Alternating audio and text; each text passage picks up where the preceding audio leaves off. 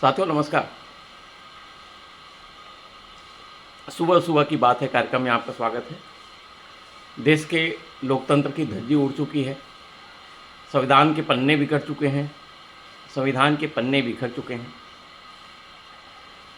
2014 से लेकर यानी मोदी जी के सत्ता संभालने से लेकर अब तक सत्ता पक्ष की राजनीति कुछ ऐसी रही है जिसने लोकतंत्र को समाप्त किया। उसका एक सबसे बड़ा नमूना यही है कि कांग्रेस सहित जो जितने विपक्षी पार्टी हैं, प्रमुख विपक्षी पार्टी कांग्रेस सहित जितने विपक्षी पार्टी हैं, उसके कई प्रमुख नेता, जिसमें कई मुख्यमंत्री रहे, कई केंद्रीय मंत्री रहे, कई विधायक और सांसद रहे, ये सब भाजपा में शामिल हो चुके हैं। एक प्रामाणिक रिपोर्ट है, ADR करके एक संस्था है, एसोसिएशन फॉर डेमोक्रेटिक राइट, उसका जो आंकड़ा हम लें, ये आंकड़ा जो है 2021 तक उपलब्ध है, 2014 से 2021 तक। तो इस आंकड़े के अनुसार से लगभग विपक्ष के 35% विधायक और सांसद, मतलब चुने हुए जनप्रतिनिधि, भाजपा में शामिल हो चुके हैं 2021 तक। तो 2021 से 26 तक 5 साल जो और बीते हैं, इसमें तो और भयावह परिवर्तन हुआ है और धड़ल्ले से बड़े बड़े नेता सब भाजपा में शामिल हुए हैं। अब भाजपा में शामिल होने के कई कारण हैं।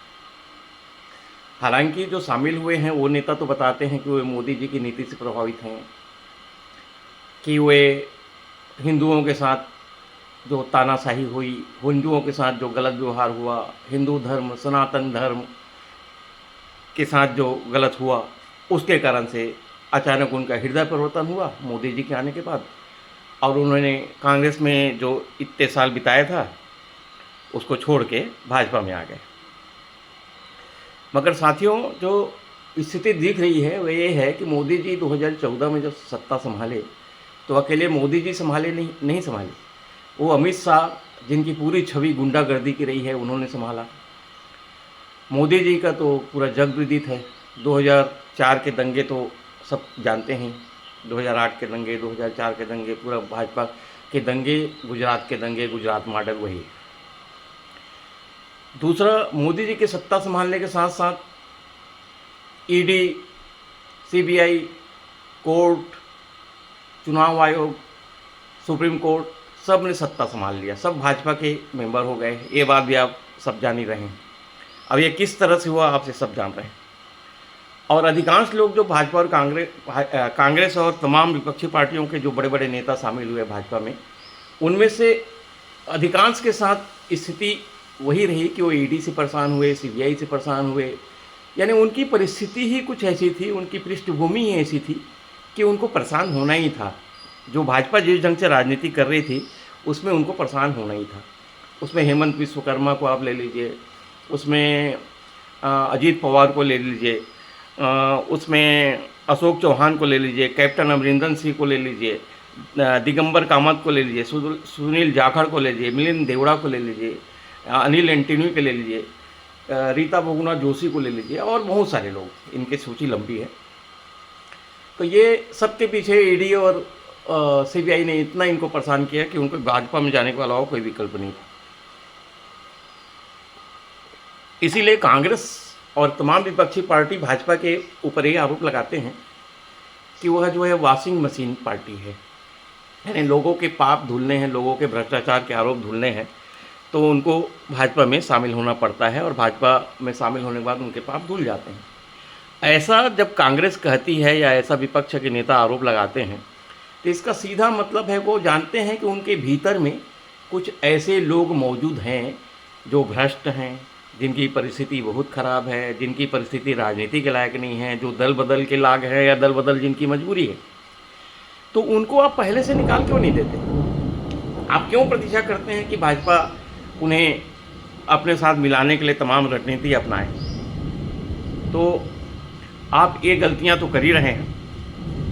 तो जो प्रमुख लोग जो शामिल हुए हैं उसमें 2014 से अभी तक, उसमें ज्योतिरादित्य सिंधिया, हेमंत विश्व शर्मा, अशोक चौहान, कैप्टन अमरिंदर सिंह, जितिन प्रसाद, RPN सिंह, दिगंबर कामत, सुनील जाखड़, मिलिंद देवड़ा, अनिल एंटोनी, रीता बहुना जोशी को आपको याद होगा, हार्दिक पटेल, गौरव वल्लभ, नवीन जिंदल, गीता कोड़ा। इसके अलावा जो है कई विपक्षी पार्टियों के भी बड़े बड़े नेता भाजपा में आ गए। शुभेंदु अधिकारी को आप भूले नहीं होंगे, अजीत पवार। शुभेंदु अधिकारी को तो आज प्रमुख, भाजपा का प्रमुख नेता है, वही मुख्यमंत्री बनेंगे। मतलब जो तृणमूल कांग्रेस से आए हैं वो मुख्यमंत्री बनेंगे। Ajit Pawar, Mukul Roy, Alpesh Thakor, VS Chaudhary, CM Ramesh. अरे बड़ा मज़ेदार आपको बता रहा हूँ इस प्रक्रिया में कि कई तो ऐसे लोग जिनके बारे में आप कल्पना नहीं कर सकते थे कि वो कांग्रेस को छोड़ेंगे या कांग्रेस को छोड़ के भाजपा में जाएंगे, क्योंकि वो कांग्रेस का झंडा उठाते थे, पूरा मीडिया चैनल में उठाते थे और कांग्रेस की तरफ से पूरा मजबूती से तर्क रखते थे। ऐसे लोग आपको याद होगा, गौरव वल्लभ जी, रोहन गुप्ता जी से जयवीर शेरगिल, शहजाद पूनावाला को भी आप नहीं भूले होंगे, कैसे कांग्रेस का पक्ष लेके मीडिया के सामने रहते थे। और रीता बहुगुणा जोशी भी आपको याद होगी, शारदा बेन आपको याद होगी, साजिया इल्मी जो आम आदमी पार्टी की प्रवक्ता थी और आज भाजपा की राष्ट्रीय प्रवक्ता है, वो भी आपको याद होगी। टॉम वडक्कन को तो आप बिल्कुल नहीं भूले होंगे, कांग्रेस के लंबे समय तक प्रवक्ता रहे हो, मगर आज बीजेपी के नेता रहे, बीजेपी में चले गए। तो साथियों यही स्थिति है कि आप बिल्कुल मतलब अभी अनुमान नहीं लगा सकते। राहुल गांधी को छोड़कर एक भी नेता आज के समय में विश्वास के लायक नहीं है कि वो कब भाजपा ज्वाइन कर लें।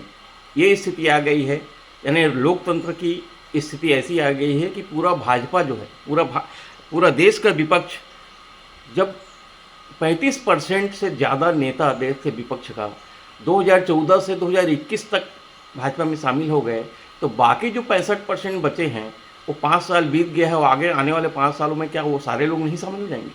शायद राहुल गांधी बस बचे। और ऐसे बहुत सारे जिनकी ऐसी परिस्थिति थी कि ED और CBI से परेशान होकर जो गए, कोर्ट की प्रक्रियाओं से, छापा के डर से जो गए, उसमें अभी भी बहुत सारे नेता बचे हैं और कांग्रेस ने उनको पाल के रखा है। ये बड़ा आश्चर्य की बात है, यानी अभी तक उनको धक्के मार के निकालते नहीं हैं। इसमें भी बहुत सारे नेता आप जानते होंगे, भूपेश बघेल जी को आप पहचानते हैं, कमलनाथ जी को जानते हैं, अशोक गहलोत जी को जानते हैं। ऐसे बहुत सारे नेता हैं, छोटे नेताओं की तो, राजेश तिवारी जैसे नेताओं की तो भरमार है, जो कब भाजपा में चले जाएं आप नहीं कर सकते। मतलब आने वाले दिनों में पूरा देश का लोकतंत्र ख़त्म होके, पूरी तरह से ख़त्म तो अभी भी हो चुका है, मगर पूरा देश का विपक्ष भाजपा में ही शामिल हो जाएगा और विपक्ष रहित देश हो जाएगा। धन्यवाद।